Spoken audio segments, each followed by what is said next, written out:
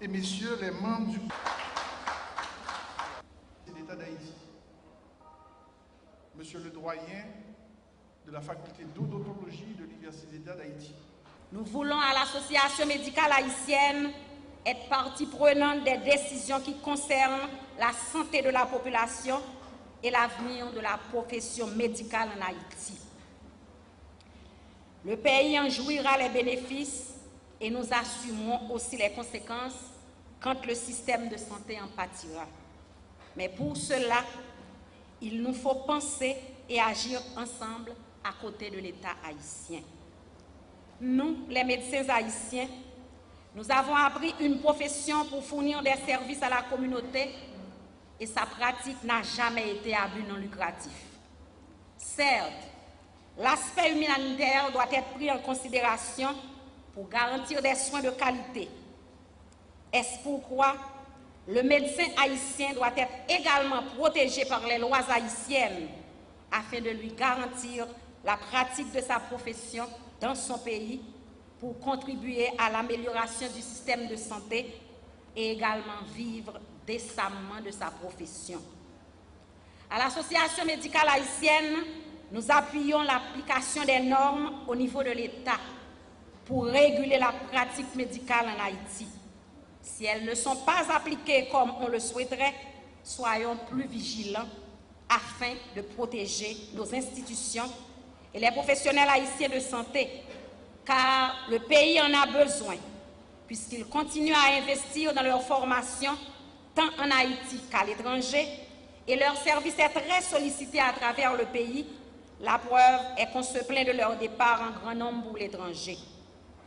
À vous tous ici présents, qui avez répondu à l'invitation de l'Association médicale haïtienne, nous comptons sur vous afin de nous supporter dans notre juste démarche pour contribuer, à côté de l'État haïtien, à améliorer le système de santé en Haïti, tant pour le prestataire que pour le bénéficiaire.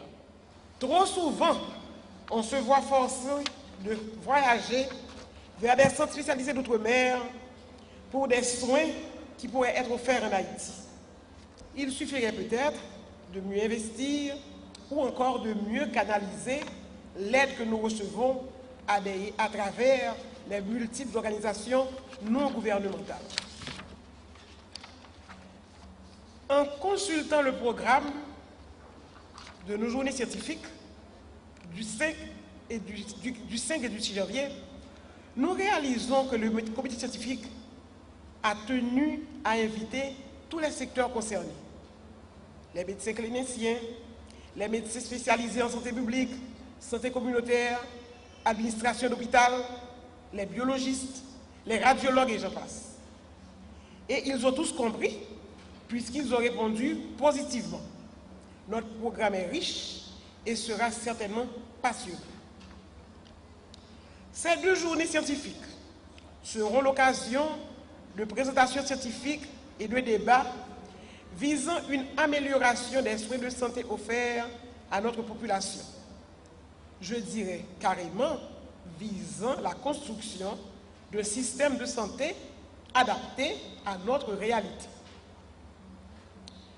Chacun de nous sait que les soins que nous offrons, aussi bien dans le secteur privé que public, sont source de frustration pour le patient soigné autant que pour le médecin traitant.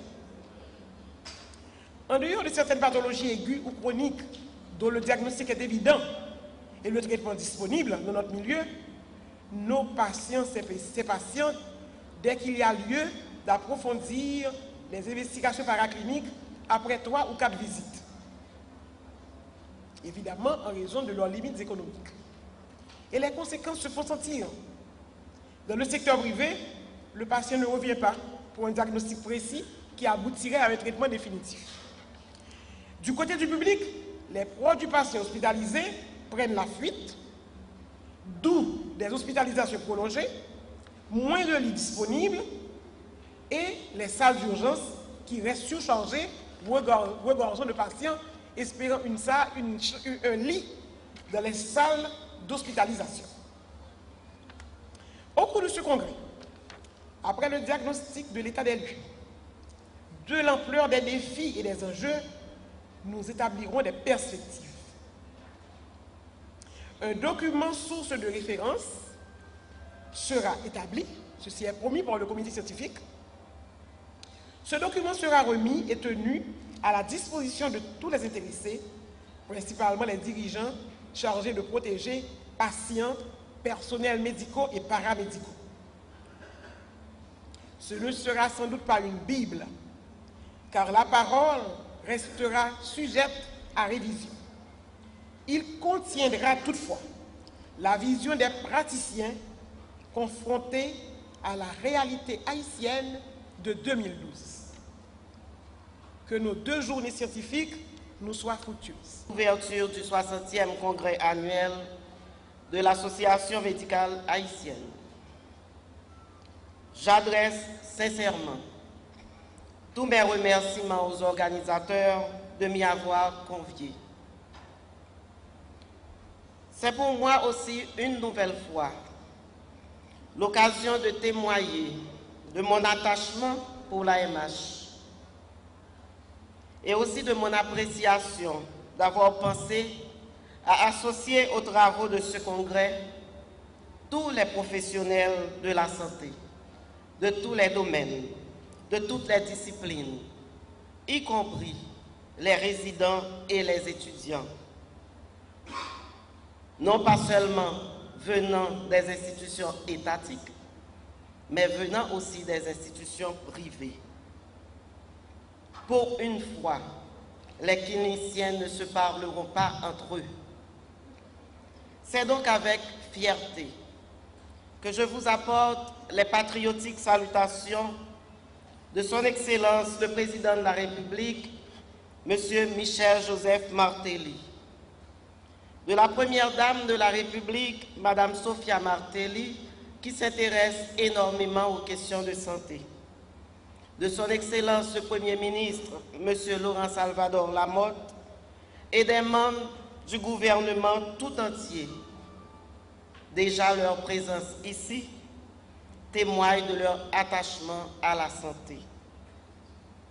Nous autres membres du gouvernement, nous travaillons avec beaucoup d'énergie, avec conviction, avec détermination pour garantir l'accès aux services et aux soins de santé de proximité à tous les Haïtiens sur toute l'étendue du territoire, quel que soit le lieu où ils se trouvent.